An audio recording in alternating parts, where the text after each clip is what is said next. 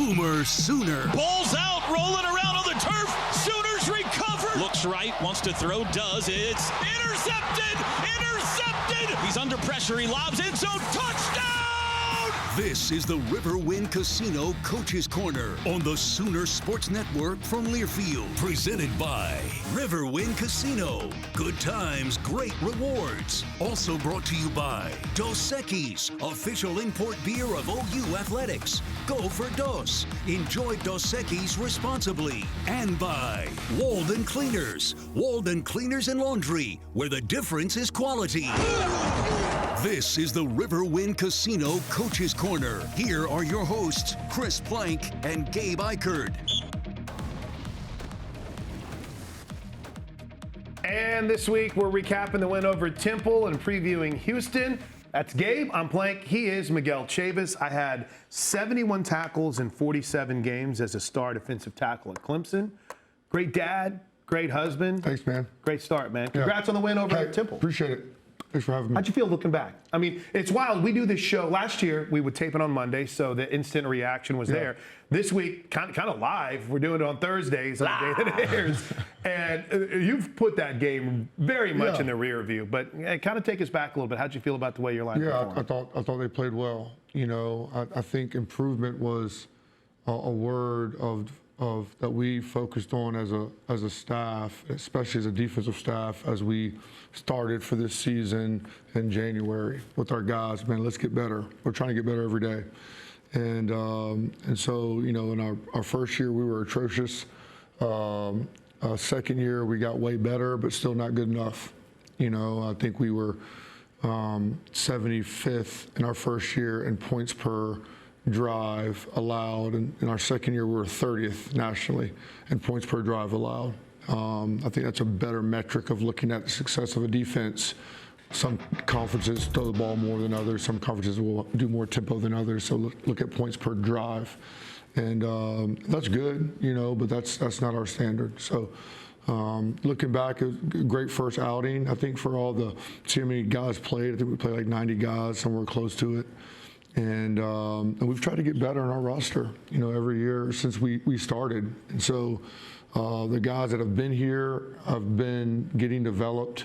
I say starting to learn because it's year 3, but it is. It's just, it feels like that every you know, day and week and month and year, because you're always teaching, but you're starting to see return of investment for guys that know how to do what we do, and then continue to recruit well. That's both in high school and the portal, man. You want to win, get good players, and coach them really, really well, and maximize them, and put them in positions to be successful. So, first game, I was really proud of all the turnovers. I was really proud of, we played a great game on all 3 levels of the defense. You know, guys were flying around, 9 TFLs, 6 sacks. You're going to have a pretty good day. Looking at your group in particular, I know you were always preaching physicality at the point of attack, and you've got to stuff the run if you want to go rush the passer. What did you see from your group when it came to that level of physicality at the line of scrimmage and making it really difficult on Temple to run the football? Yeah, better. You know, we're still not there. You know, I want to choke people out, you know, and the guys were better. It was the best first game that we've had in 3 years. And honestly, it's been the best, you know, spring ball and fall camp. But it's a daily commitment to aggression and violence. You know, it's a daily, moment-by-moment commitment to want to embarrass and demoralize and to punish the person in front of you. And so I talk about dominating your grass, man. Dominate your grass. And you know, they were a lot better. But we know we're not beating our chest. We know we will face stiffer competition this week coming up and for the rest of the year. But at the same time, you know, when behaviors and standards are met, they need to be praised. So my group played well. They did, and still got things to work on, but it was a good first outing. How do you balance that as a coach, Miguel? How do you balance where you're demanding, like you said, dominate your grass, and you know what you want, and these guys know what you want. But then in the same vein, balancing it with, that's good there, even though this might not have been. I think letting them know, like I'm very demonstrative, and God's made everybody really different. And some guys, like when Coach V really, really likes something, he'll get really excited every once in a while. He will.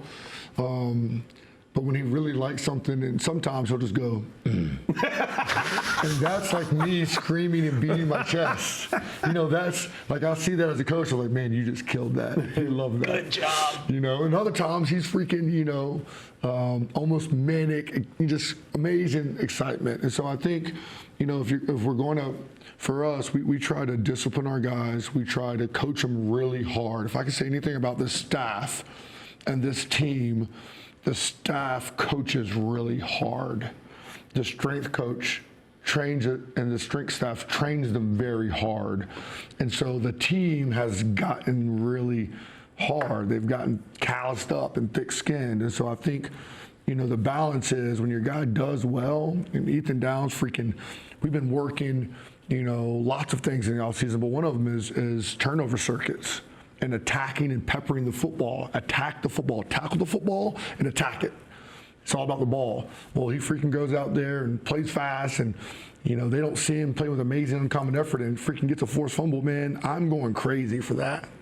And if he doesn't step right, or if he's lined up 2 inches off, I'm going ballistic. And so I think both of those are necessary. Looking at the defense as a whole, we're going to dive into your individual guys here in a little bit, but where do you think this group's confidence level is at, right? You've got so much returning experience, so much returning talent. You've got old guys, you've got talented young guys.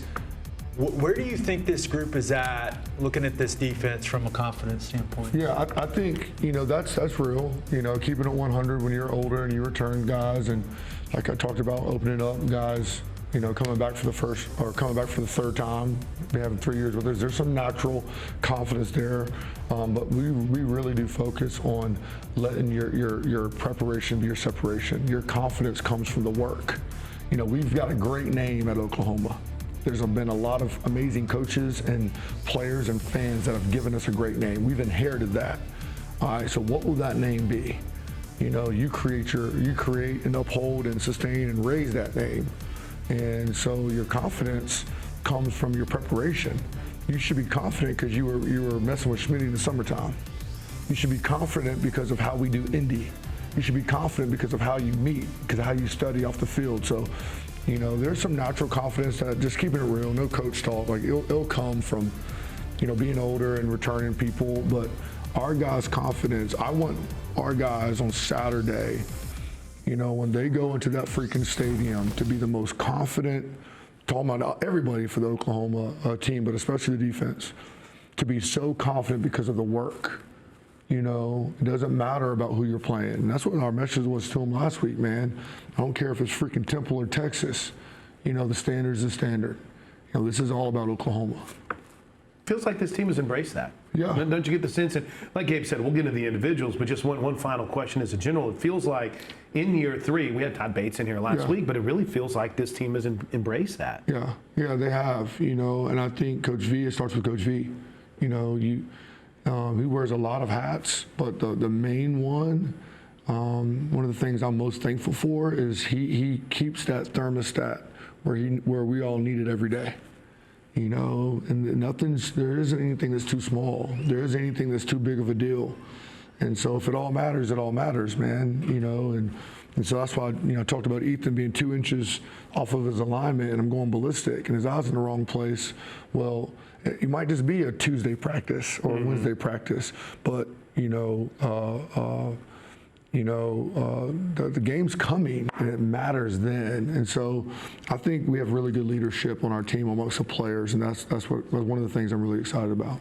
Now we got to grab a break. We're hanging out with Miguel Chavis talking about the Oklahoma Sooner defensive ends. We'll get into his individuals when we come back inside the Coach's Corner presented by Riverwind. Stick around. Coach's Corner is brought to you by Bud Light. Easy to drink, easy to enjoy. Riverwind Casino. Good times, great rewards. Orthodontics Exclusively is a proud sponsor of the Junior Captain of the Game.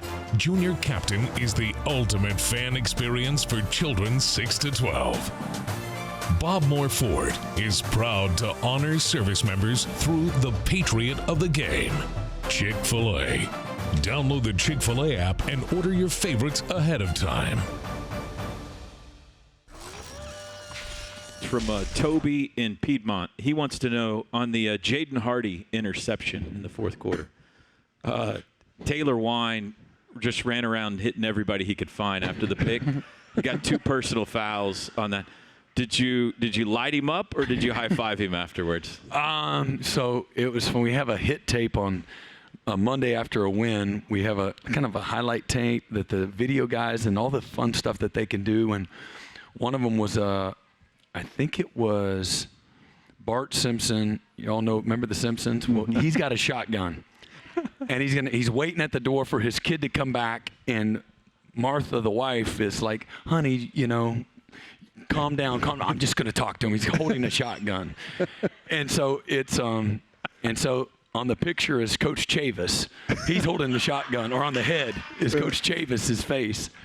And sure enough, he's like, "I'm not going to, I'm just going to talk to him." And she's like, "Oh," and so then the kid shows up and it's like, and so the players had a fun time with that. And that's about as hostile as it got. But yeah, we kept it pretty good. What's the rule on that? Because the quarterback was kind of in the play. That's good. Now again, as I love Teddy asking, like, the quarterback was trying to make the play. Right, it's okay to light him up. And in fact, true. Brent Venables, Coach Venables said on his show that, we think he got that one wrong. Yes. But I think what was even better is Coach getting the whole, it was Family Guy. It wasn't The Simpsons. It was Peter Griffin. It's the wrong show. And the wrong character. Coach doesn't know about Family Guy. Okay. I love you, Coach V. He knows great. The Simpsons. That's great. Well, it is. Every animated show is The Simpsons.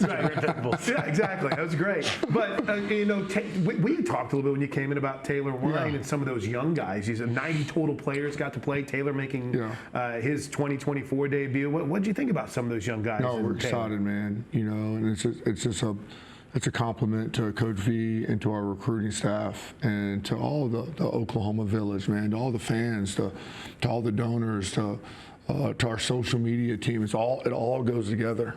It's not just the coaches recruiting. It's a product. It's a school. It's a program. It's all of it. It's not just having wins. It's having great juice.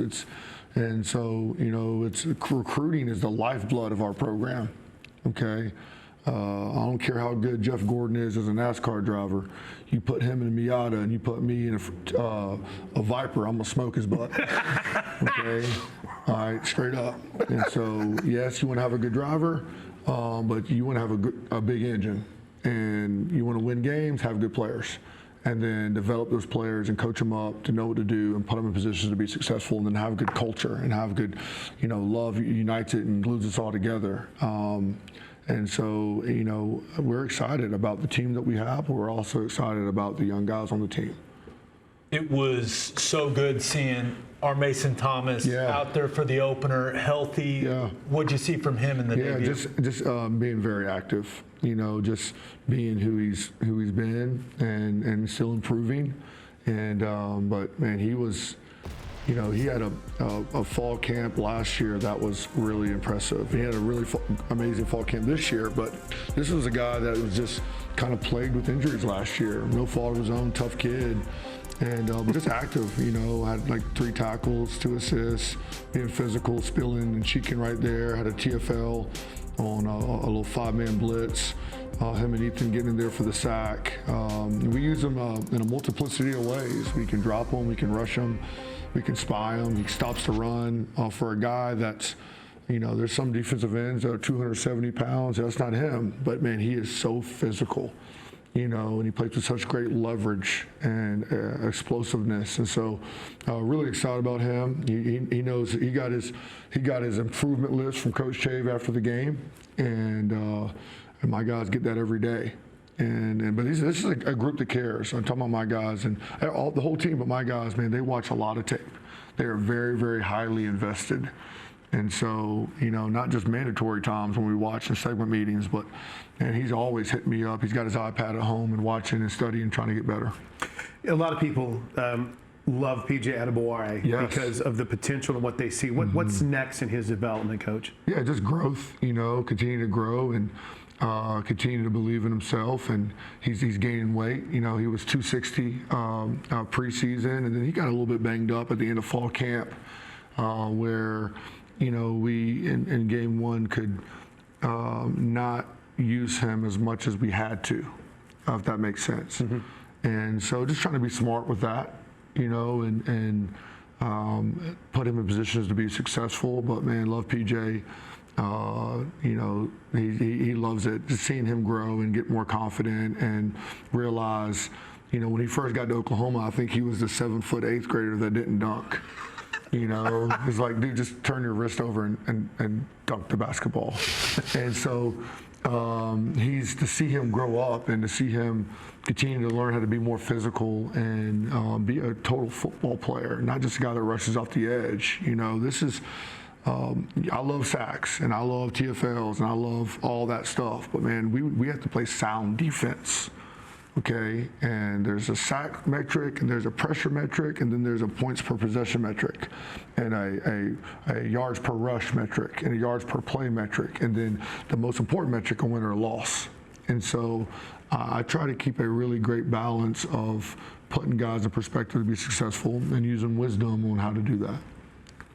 How convenient is it for you as a coach to have guys that are as experienced in that room as Ethan Downs and Trace Ford? It's just unbelievable. Another guy like Caden Woolard, played a lot of freaking football, man. Had 11 sacks at Miami of Ohio last year, and his maturation and growth, and we're going to need them all to win. I think as I watch tape of during the off season of all the SEC opponents, and we watch and we study opponents in the off season before we get into the season, is that you got to have depth, and you got to have starter level guys, not just your top 2, but your top 4 to 5. And so we're going to need every single guy, man, the good Lord to keep us healthy, and guys to compete. But they love each other. It's a good group. It's a tight group.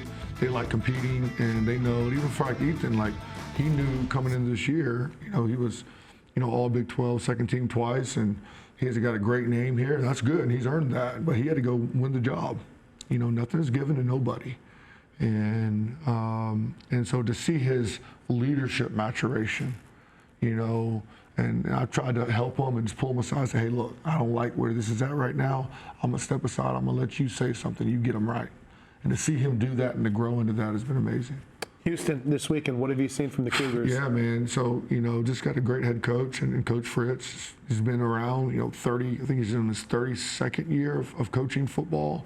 Just coached at every level, from high school to community college to D1 AA to Group of 5, and now the Power 4 conference. And the last time Tulane was here, there was a little scare. And so he's a guy that gets teams ready to play. Had one of the greatest turnarounds ever from a 2-10 season to finishing as the final ranked 9th team in the country when he was at Tulane. And so. We saw them lose a hard one to UNLV last week, but they're going to come in ready to play. They got a great staff, good players, and we got to play our best game. You're the best. Good luck. Go get them on Saturday night, Coach. Appreciate it. That's Miguel Chavis. We're going to talk Sooner offense with Seth Luttrell next inside the Coach's Corner, presented by Riverwind. We want to thank all of our Sooner Radio Network affiliates across the state and region. Fans can check out Soonersports.com for an affiliate in your area. And if you're traveling outside the state of Oklahoma, you can listen to all the action on either SiriusXM Radio or download the Varsity Network app and listen free. Walden Cleaners and Laundry, where the difference is quality.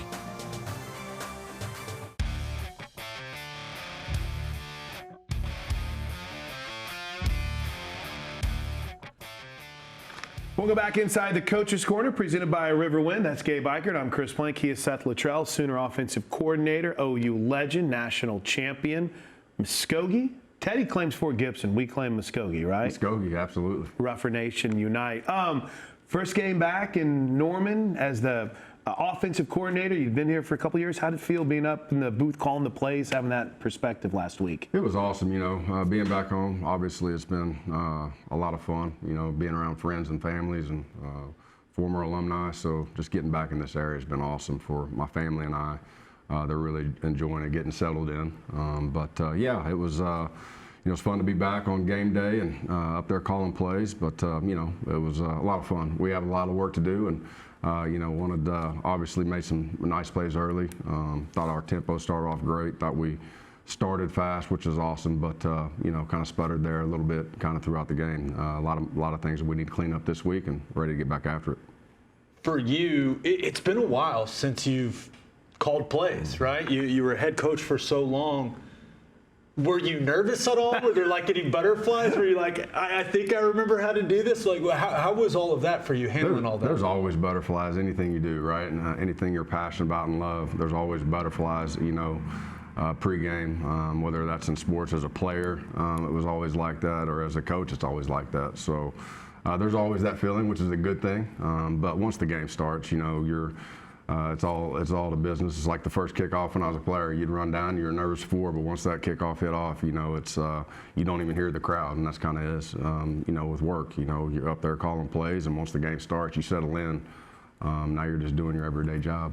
I think we asked you about it in the post game, but we'll pose it here since it's our first chance to have you on Coach's Corner. How did the helmet communication work? How did you feel like that played out? And I guess we could also tag on to it, the sidelines having the actual video, instead of just still shots for the guys to talk about. How did that whole process work out? The helmet, we've been doing it obviously since this past spring. So, that communication's been awesome. It was awesome in the game. There were no issues there. It's good to be able to, talk directly to the quarterback, give him some thoughts.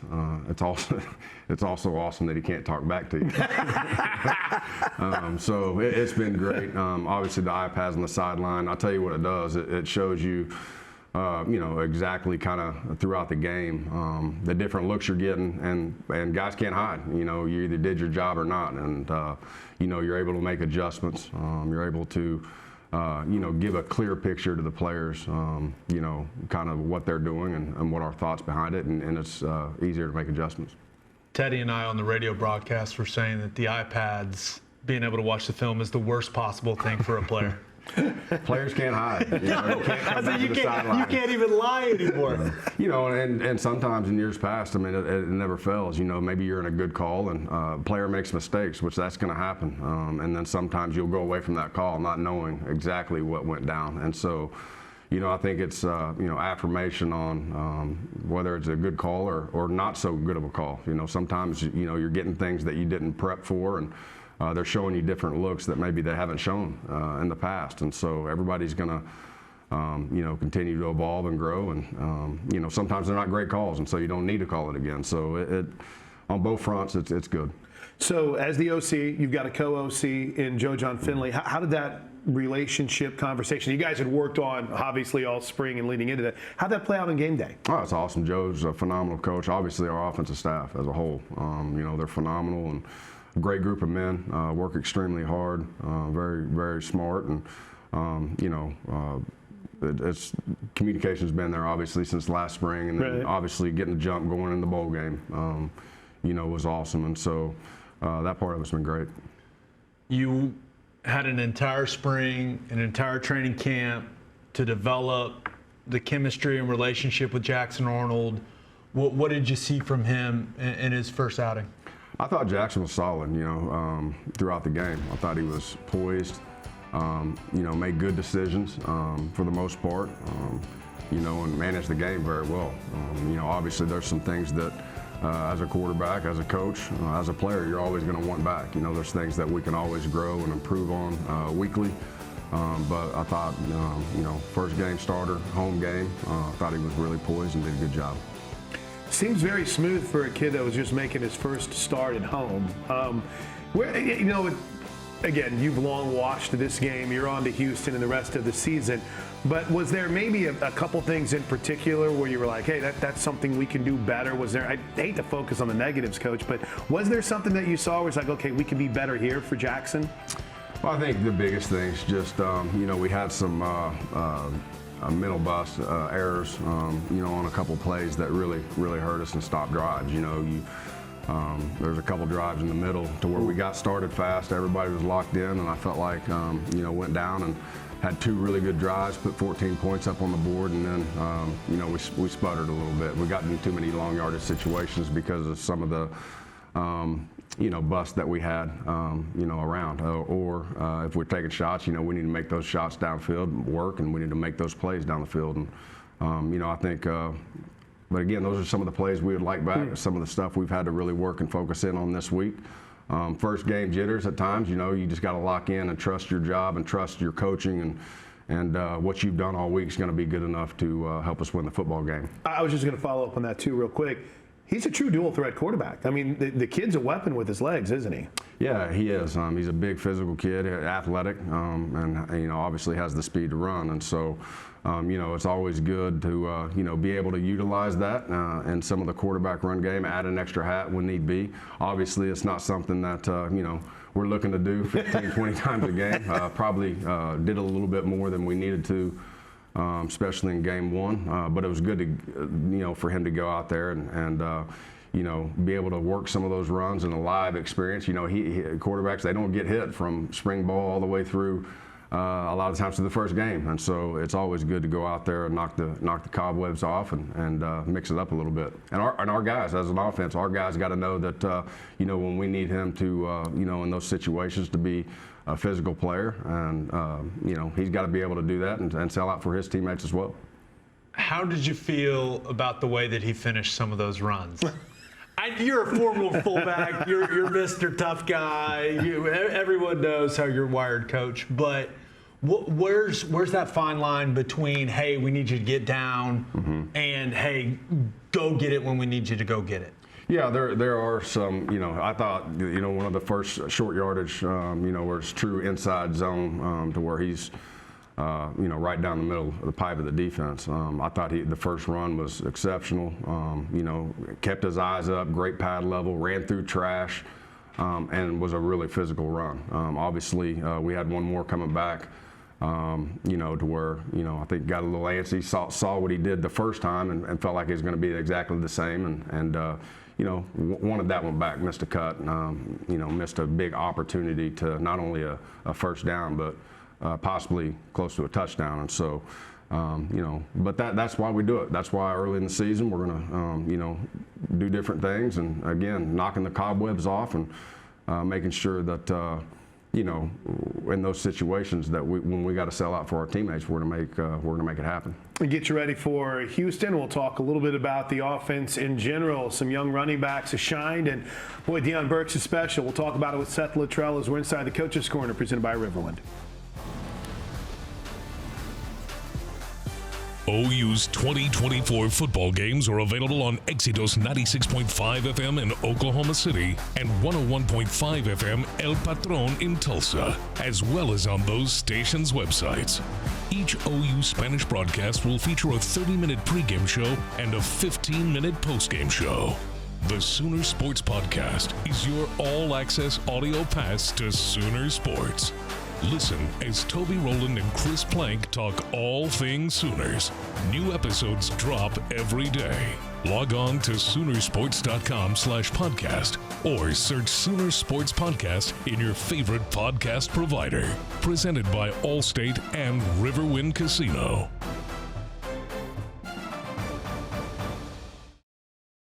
Say no crazy today. Always clean. Always clean, always lighthearted. That's right. Always having fun. Hey! Something like that. No, he's gone! Was he gone? Saw Chuck. And this one over here? Oh, yeah. I mean, he wasn't gone. Yeah. Probably But, 30-yard gain. Little Snoopy. Snoop Dogg, you like Snoop? Yeah, my dad loves him. Snoop? Yeah. He calls himself Snoop T-O-double-D. Have fun, start fast. Let's go.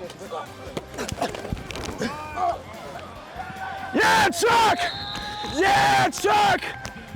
Yeah, Chuck! Ah, baby Chuck. Keep it up, keep it up, keep it up.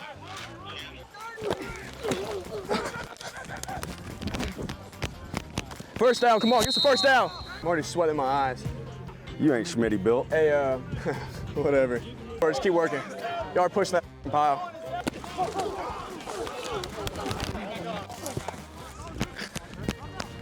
Hey, Vontae. Good shit, baby.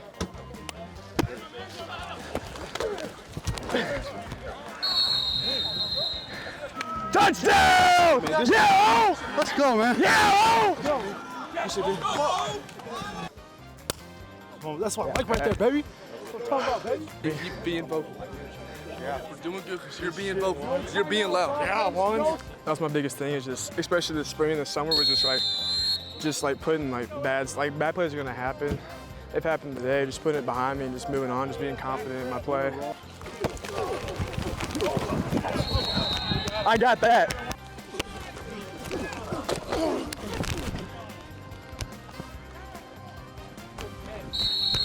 He caught that. He caught that. Yeah, Lou. That's the only spot it's got to be in. How was the day? A little mic'd up with Jackson Arnold, and the last play for those on the radio side was a beautiful throw to Deion Burks. And Coach, what a debut for Deion Burks. Kid's a difference maker, isn't he? Yeah, he is. He's been awesome since he's been here. Not only stepping up as a leader, but really coming in and works extremely hard. He wants to be great. He wants to be coached hard. He wants to be pushed by Coach Schmitty. He's been awesome, through the off season and now coming in through fall camp, and we put a lot on his plate, with some of the guys that were out. When he had to have a bigger role, not only playing the inside but also the outside. But I thought overall, really solid day. Without revealing too much, when you've got a player that's as dynamic as Deion, how do you approach that as a play caller and a play designer and the guy putting the game plan together? Do you just have a section for him? Like, what's the process like when you've got a guy as talented as him? Yeah, always trying to find as many different ways for him to get the ball in his hands throughout the week, and having enough touches on there, whether it's through the play action pass game or maybe it's through the run game or some of the screen game. And so, and that's all of our players. When you have athletic guys or big-time players that are explosive and can make big-time plays for you throughout a game, you're trying to find as many different ways to get in the ball. We had Coach Beanbo in last week, and obviously that offensive line has battled through some adversity. Jake Taylor unable to go. We saw Branson Hickman get a little dinged up. Overall, when evaluating their performance, Coach, how do you balance with, all right, they're injured and you're having to get deep, but then also, maybe giving guys an opportunity to make. So, Eddie Pierre-Louis getting some opportunities. Like, how did you balance the good with the bad last week? Well, I think, throughout any season, I don't care what position you're at, there's going to be adversity, and there's going to, at times there's going to be injuries. And so, when one man goes down, the next man has to step up, and that's an excellent opportunity for you to be ready when your time, where you get that opportunity to go out and go. And so, a lot of guys got those opportunities on this past Friday. But overall up front, I thought it was solid, and a lot of people always want to just look directly at the O-line. Sometimes they're doing a phenomenal job, and maybe we didn't do something else right at another position, and so. But I thought, we have a great group. They work extremely hard.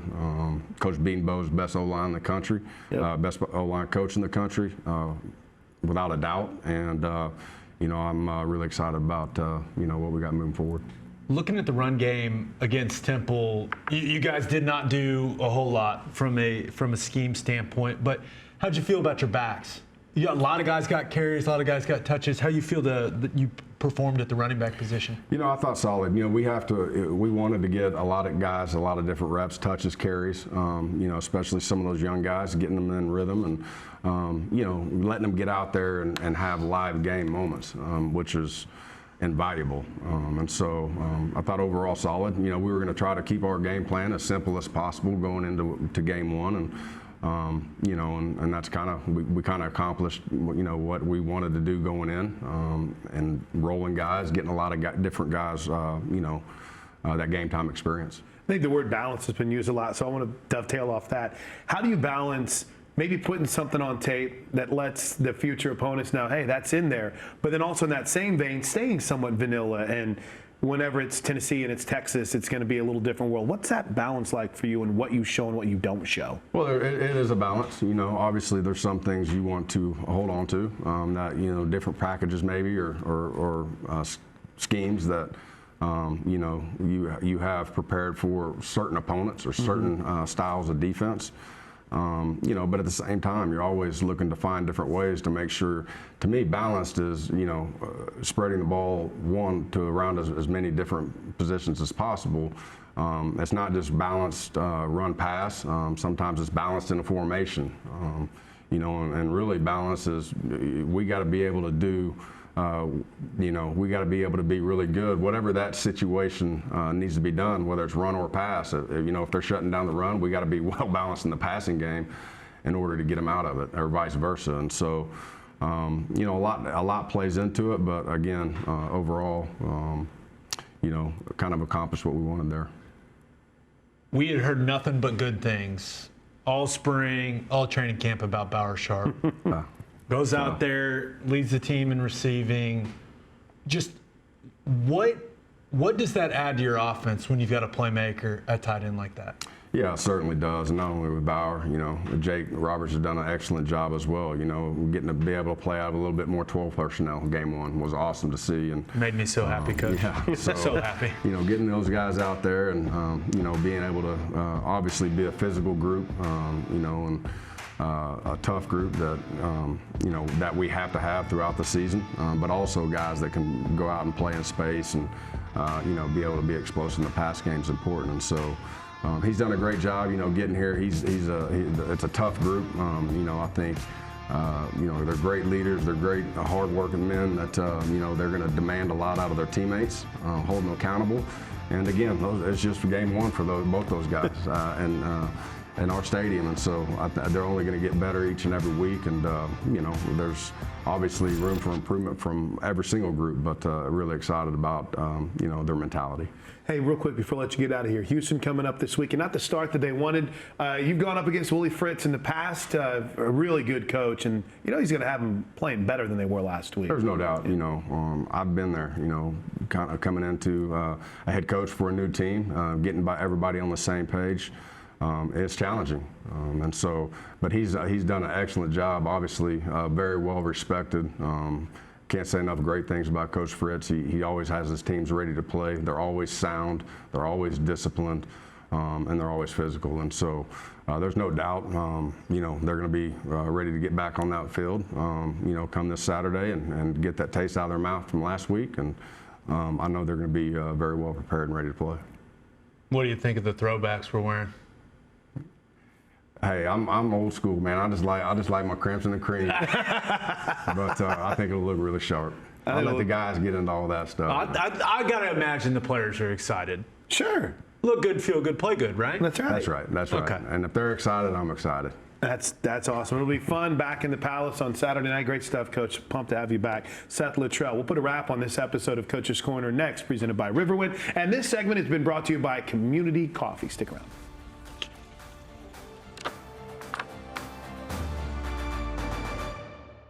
Thank you to our Cornerstone television partners, OU Health, OG&E, Fowler Auto Group, and Coca-Cola.